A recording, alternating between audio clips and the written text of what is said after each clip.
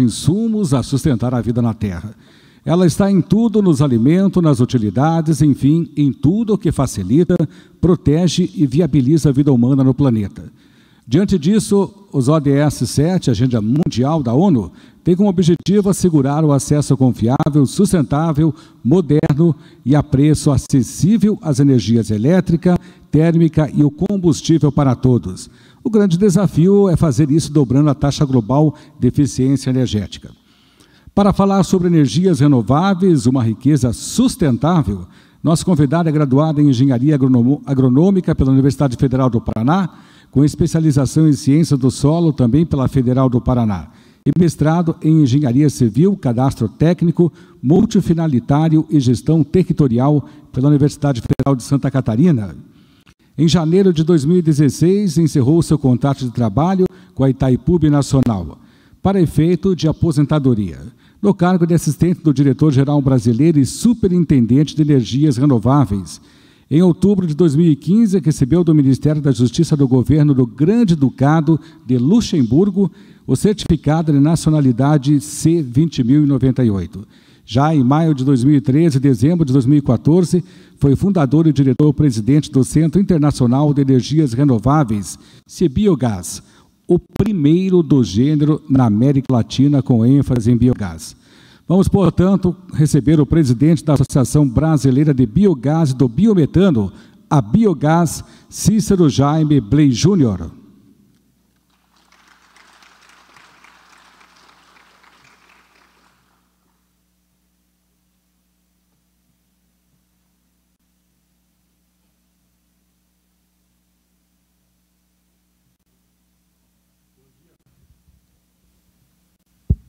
Bom dia a todos, a todas. Quero dizer da honra e da satisfação de poder estar aqui em Cascavel, contribuindo com esse evento, e em função da minha posição hoje na Federação das Indústrias do Estado do Paraná, como apoiador técnico do Conselho Temático de Energia da Federação. A Federação tem vários conselhos, e um deles é o de energia. E tem tudo a ver com essa questão dos objetivos do desenvolvimento sustentável. E reconhecer, nesse momento, o trabalho que tem sido feito pelo próprio Conselho Paranaense de Cidadania Empresarial, na pessoa do senhor presidente Rui Brandt, que está aqui cooperando, patrocinando esse evento, puxando essa discussão. Uma cidade tão importante como Cascavel, que já deu passos efetivos, que nós vimos aqui de manhã, sobre todos esses aspectos. Mas a Federação das Indústrias tem um compromisso muito forte com essa agenda dos objetivos do desenvolvimento sustentável. E exatamente porque é uma agenda do bem, uma agenda que procura saídas para os nós que nós fomos dando em nós mesmos, quanto humanidade, e travando as perspectivas de vida com qualidade, principalmente no futuro de médio prazo. Já temos consequências muito fortes aí na nossa vista, com inundações, com secas, com movimentações enormes de mudanças climáticas devido ao mau uso das coisas que nós estamos fazendo.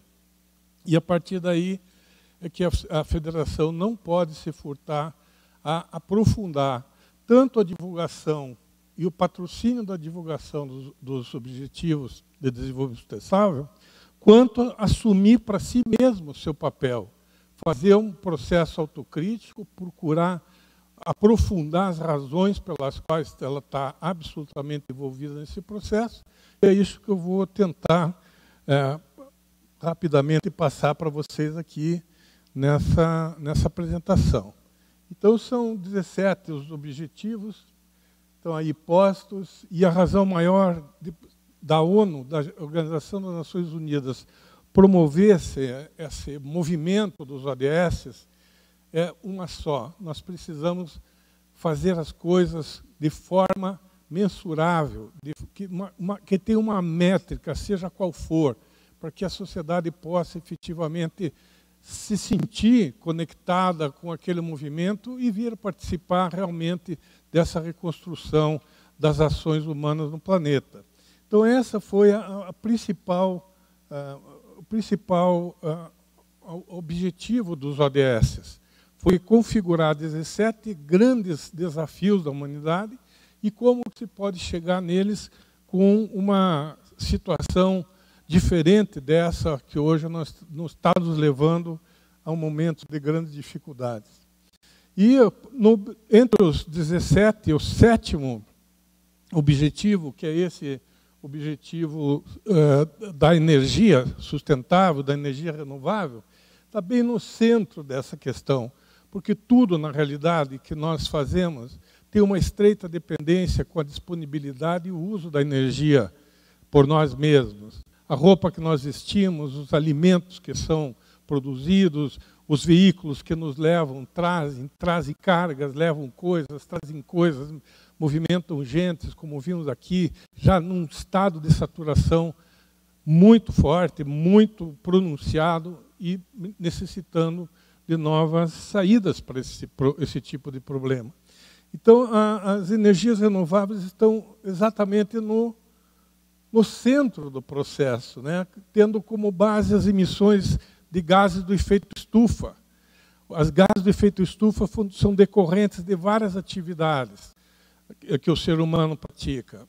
A principal delas é o desmatamento, uma das questões que o Brasil enfrenta todas as vezes que vai em fóruns internacionais. Uma situação pesada, uma situação difícil, o desmatamento em larguíssima escala, tipo a queima de territórios do tamanho da Bélgica, por exemplo, de uma só vez, num só momento, numa só região, produzindo emissões absolutamente danosas para a atmosfera, levando gases que produzem o efeito estufa, que é uma camada, como se fosse uma estufa, onde o aquecimento da Terra não se dissipa mais, bate nessa camada e volta para a Terra, entrando num ciclo vicioso de aquecimento global. E com isso estão desaparecendo nações que estavam em ilhas no Pacífico, no Atlântico Norte, já pelo aumento, inclusive, do volume dos mares por conta do aquecimento. Se puser água numa chaleira, a primeira coisa que ela faz é expandir de volume na nossa vista ali. Isso está acontecendo por conta do excesso de retenção de sistemas de aquecimento sem dissipação, voltam para a Terra e somados todos, produzem esse processo. Então, produzem aí vários efeitos negativos nesse processo. O objetivo 7, então, da energia sustentável é assegurar o acesso confiável, sustentável, moderno e a preço acessível à energia para todos e todas até o ano de 2030. Então, existe uma meta, né? Uma métrica nessa coisa, é realmente assegurar esse acesso, mas como que se faz isso? Como que se entra nessas garantias que se pretende dar ao processo da energia? E aí você tem, então, a possibilidade de avaliar o nosso próprio sistema, o que está acontecendo dentro dele, para poder tomar, então, as decisões de para que lado a coisa está indo e aonde é possível evitar o mal maior. Então, aqui tem-se claramente o sistema da energia elétrica usado no Brasil, é praticamente idêntico aos sistemas do mundo, do resto do mundo, com uma pequena diferença, uma diferença substantiva, que é o tamanho do nosso país. Mas, resumidamente, nós trabalhamos com a geração de energia, linhas de transmissão até chegar numa estação, uma subestação, ou seja, onde ela reduz a tensão dessa linha, aí passa para ter uma linha de distribuição até chegar nas cargas, aonde a energia é consumida. Isso aqui tem um trajeto muito grande, com grandes perdas nas linhas de transmissão, e esse modelo, então, veio servindo o Brasil e servindo mesmo. Então, um modelo que justificou muito investimento na área das hidrelétricas, na área da instalação das redes de transmissão, na forma que se construíram as redes de distribuição. Até aí tudo bem. Só que isso, pelo tamanho do território, começa a dar sinais claros de que já não aguenta mais sustentar esse mesmo modelo. E aí, então, vê-se aqui esse mapa, um mapa fornecido pelo Operador Nacional do Sistema Elétrico, que é um operador único de todas as energias geradas no Brasil, que opera, então, uma rede gigantesca de transmissão de energia que vai lá do Amapá até o Rio Grande do Sul. Se você puser isso aqui em cima do território europeu, vai sair de Lisboa e vai chegar em Moscou, na Rússia, para você ter uma ideia do tamanho dessa história aqui. Então, isso foi o que nós construímos até agora. Mas não quer dizer que isso seja o único processo que devemos insistir, porque tem lugares como esses grandes vazios na Amazônia aqui, ó, onde esse sistema já não consegue dar certo. Porque se você encontra um salto, se encontra um potencial,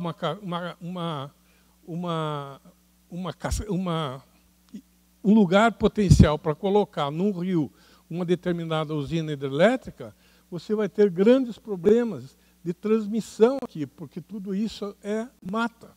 Então não dá para abrir na mata a linha de transmissão, porque na Amazônia ela rapidamente fecha. Outros lugares são lugares alagadiços, grandes espaços alagados na Amazônia, que não permitem também que se faça esse mesmo modelo aqui. Então, nós já estamos tendo um processo absolutamente injusto de acesso, que era o objetivo do ODS 7 Energia, é acesso igual para todo mundo.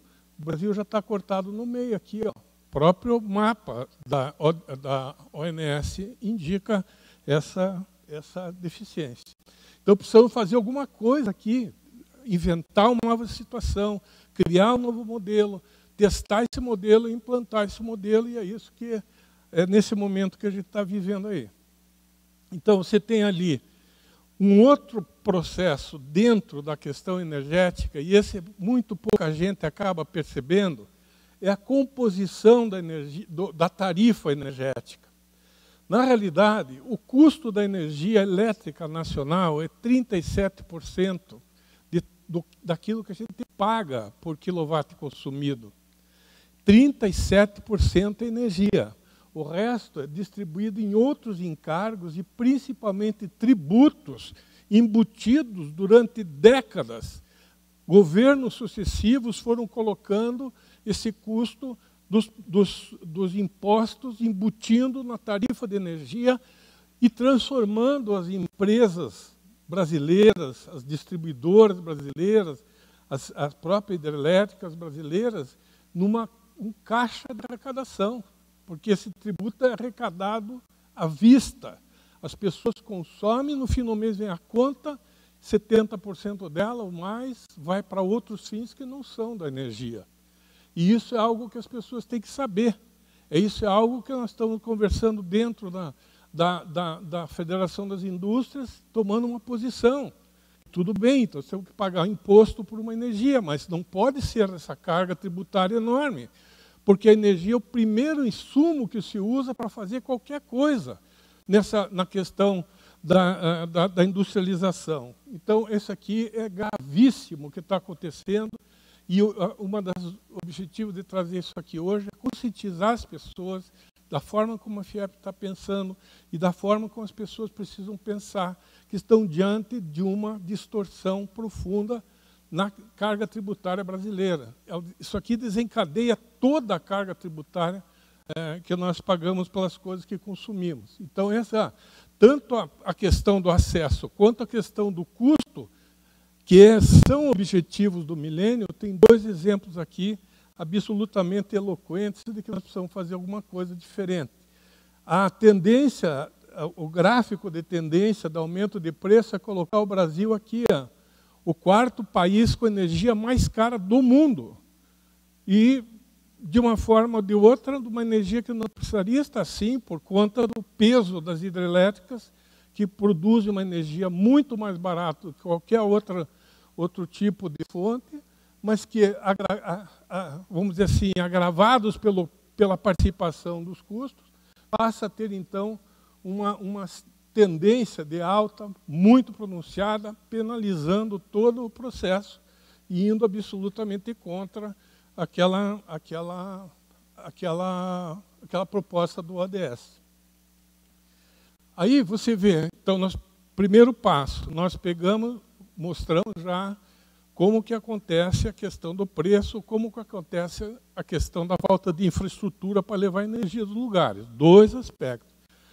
O terceiro aspecto está correlacionado também com o sistema de infraestrutura, de distribuição, está escrito aqui, ó, no relatório da ADAPAR. A ADAPAR é a Agência de Fiscalização do Estado do Paraná, portanto, é um dado oficial. Não estamos inventando absolutamente nada.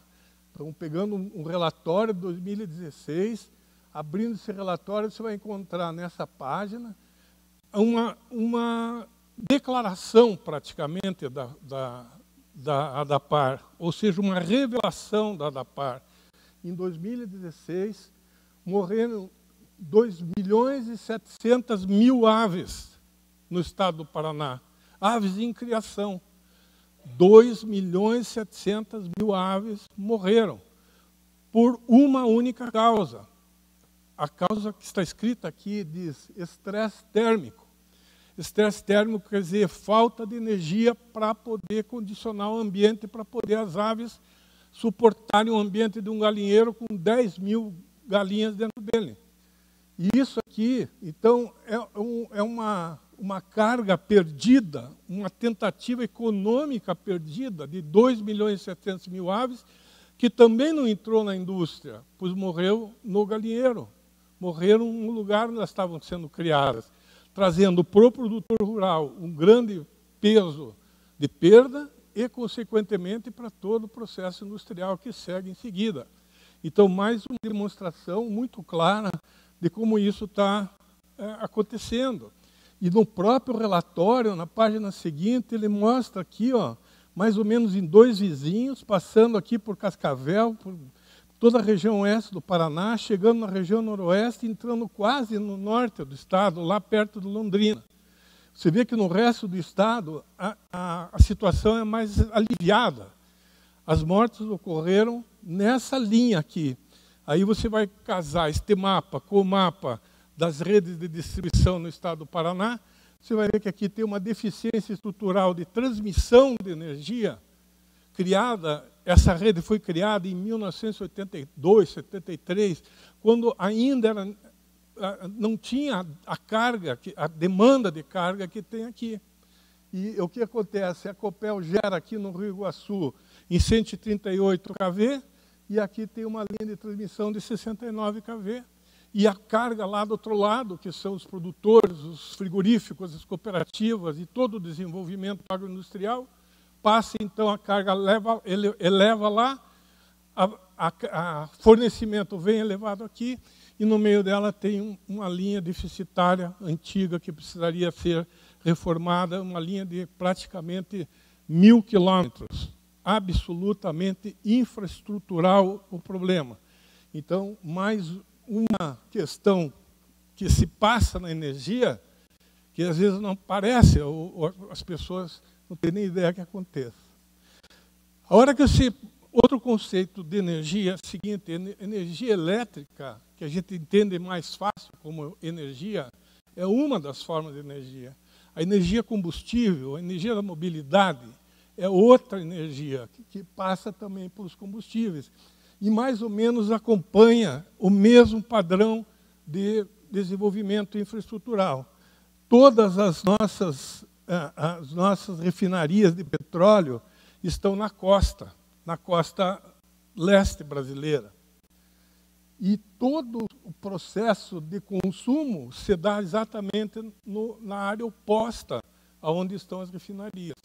Isso implica na sobrecarga absurda de transporte de diesel e gasolina para os lugares onde vai ser consumido. Vocês perceberam aqui na última greve dos caminhoneiros o quanto ficou vulnerável todos os setores que dependiam de transporte. Parou a coleta de leite, parou a alimentação dos animais, parou tudo, porque não tinha combustível para tocar. Tinha caminhão, tinha tudo na rua e não tinha combustível para tocar. Se fosse um pouquinho mais essa greve, poderia ter tido um prejuízo gigantesco, muito maior do que acumulou, que já foi muito grande também. Então essa é uma das razões.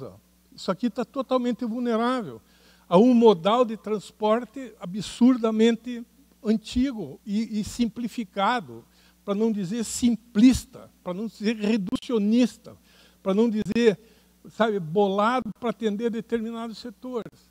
Por quê? Porque só se transporta diesel, só se transporta gasolina, praticamente, com um caminhão a diesel, pelo Brasil afora.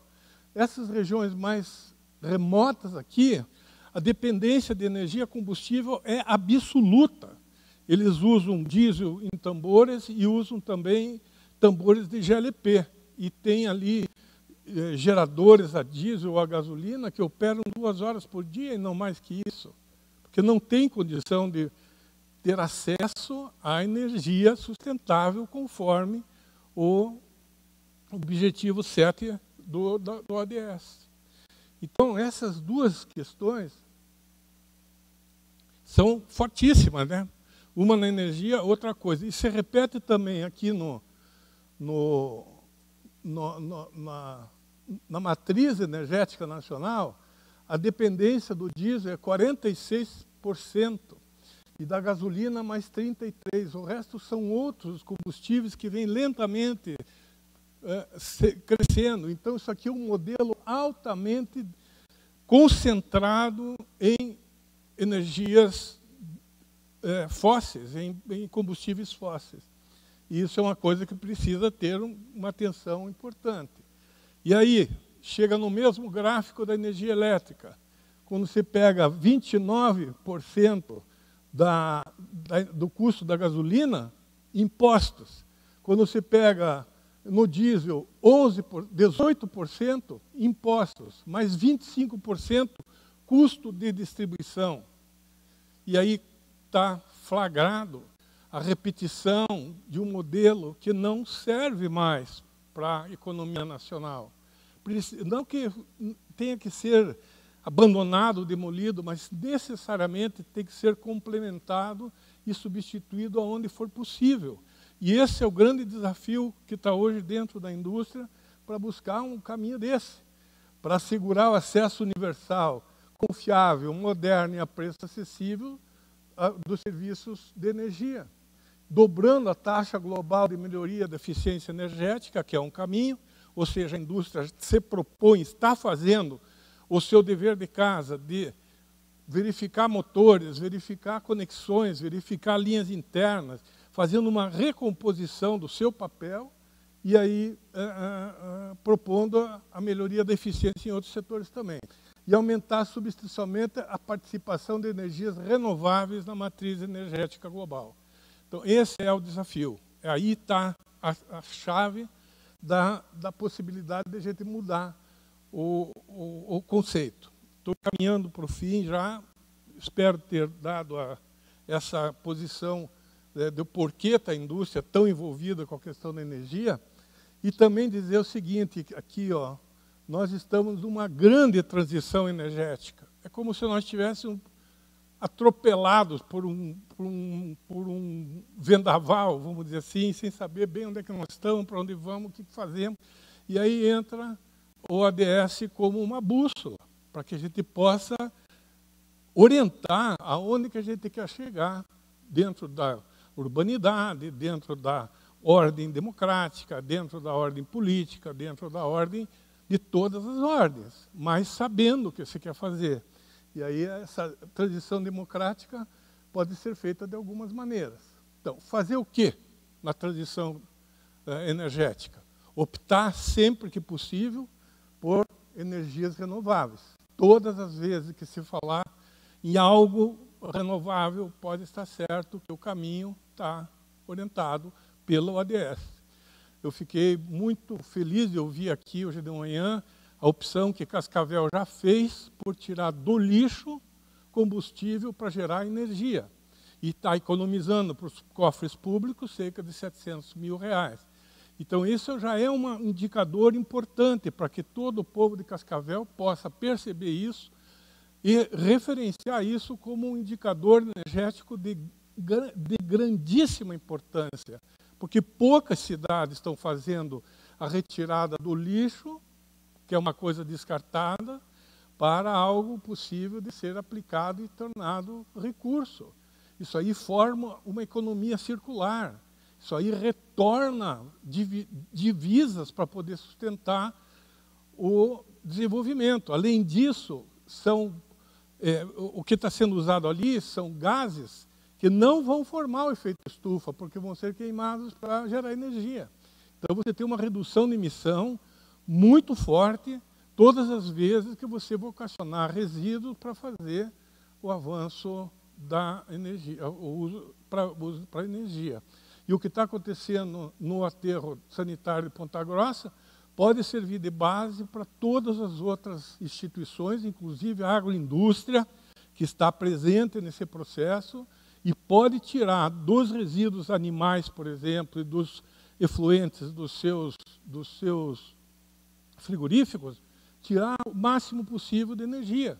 E não vai ser só essa energia que vai atender vamos dizer assim, um modelo de Cascavel. Vai precisar mais. Vai ter que ir para energia solar, vai ter que ir para energia eólica, aproveitar esse vento tanto quanto possível, com soluções que estão vindo aí com moinhos de vento muito mais leves do que tinham há 10 anos atrás. Então, essas coisas todas vão fazer parte da agenda futura da energia de Cascavel. Já começou, o importante é isso. Acho que é um fato bastante importante. E aqui está um outro conselho que eu queria deixar. Na federação, nós estamos trabalhando sem discriminar nenhuma das fontes renováveis. Se possível, fazer uso das fontes em conjunto, fazer flex, ou seja, pegar a energia solar, que começa às 9 horas da manhã, quando o sol chega, e termina às 6 horas da tarde, quando o sol começa a se pôr, e não vai ter irradiação para produzir energia solar, aí entra com a energia de base, por exemplo, que um biogás possa dar. Então, você faz o uso de duas energias, você abaixa toda a necessidade de retorno da energia e aumenta a eficiência de produção. Não se deve pôr em cotejo tecnologias. A tecnologia pela tecnologia resolve uma parte do processo. Mas a hora que você pensa em bloco a tecnologia, aí começa a fazer sentido de sustentabilidade. Aí outra questão que diz, ali, eu fiz a pergunta lá, né? Fazer o quê? Energias renováveis. Como? Necessariamente com TI embarcada, ou seja, não é possível fazer experiência ou fazer desenvolvimento, um solto lá no aterro, outro solto numa pocilga, outro... Tem que integrar isso tudo dentro do processo. Isso foi dito várias vezes, de várias formas. Essa internet das coisas, então, leva a indústria 4.0, que é aquilo que nós estamos trabalhando. Aí, aonde? Em outras formas de aplicação que não sejam as convencionais. Tá bom, já segura. Aí você tem o quê? Tem esse conceito aqui, ó, chamado Smart Grid. Ó. São redes pequenas de energia acopladas nos grandes sistemas. Então, você não precisa ir multiplicando o grande sistema de energia com geração remota, transmissão, distribuição. Você pode fazer a geração aonde está a carga, ou seja, onde está a demanda da energia, começa a gerar. Você economiza toda essa infraestrutura aí que está no limite nos outros processos. E a internet das coisas facilita a gestão desse processo. Por fim, na transição, fazer o quê e quando? Fazer quando? Nós estamos exatamente vencendo nossas ameaças que estão aqui, e transformando em oportunidades de desenvolvimento que estão aqui, até podemos usufruir da inteligência humana, que é o grande smart dessa coisa. Não é a cidade inteligente, a cidade é consequência do homem e da mulher inteligente dentro de uma cidade. Para atingir essa questão, a ideia é fazer, quando o mais rápido possível, chegar num desenvolvimento desse. E aí eu gostaria de dizer que o como poderia ser um hábito que não fique tão distante das pessoas, como isso que eu falei aqui, dos modelos que dependem da Agência Nacional de Energia, da Agência Nacional do Petróleo, mas que, ao chegar em casa, todo fim do mês, a conta de luz, os senhores, as senhoras, os moços, as moças, os velhos, as velhas, não passassem direto sobre a conta da luz que chegou, mas desse uma parada para verificar. Ali estão todos os indicadores de sustentabilidade que precisam ser avaliados por cada pessoa. Por exemplo, qual o custo de um banho feito embaixo de um chuveiro elétrico com 5.000 watts de potência, ou seja, mergulha uma resistência elétrica num copo d'água cheio de furinho, transforma num chuveiro, vai lá embaixo e fica 20 minutos embaixo desse negócio. Aonde que vai refletir uma atitude absolutamente inconsciente dessa? Vai refletir na tarifa, vai refletir na conta da luz. E esse é um instrumento de medição que o cidadão e a cidadã comum têm para poder fazer o seu papel no sentido de administrar algo além do uso da energia que está tendo potencial. Mesma coisa serve para o GLP do fogão a gás, mesma coisa serve para controlar a energia gasta nos combustíveis dos carros, etc, etc. É no consumo pessoal da energia que está o começo da possibilidade de transformação desse sistema perverso que nós caímos e precisamos fazer ele o quanto antes. Essas são as informações. Obrigado pela oportunidade.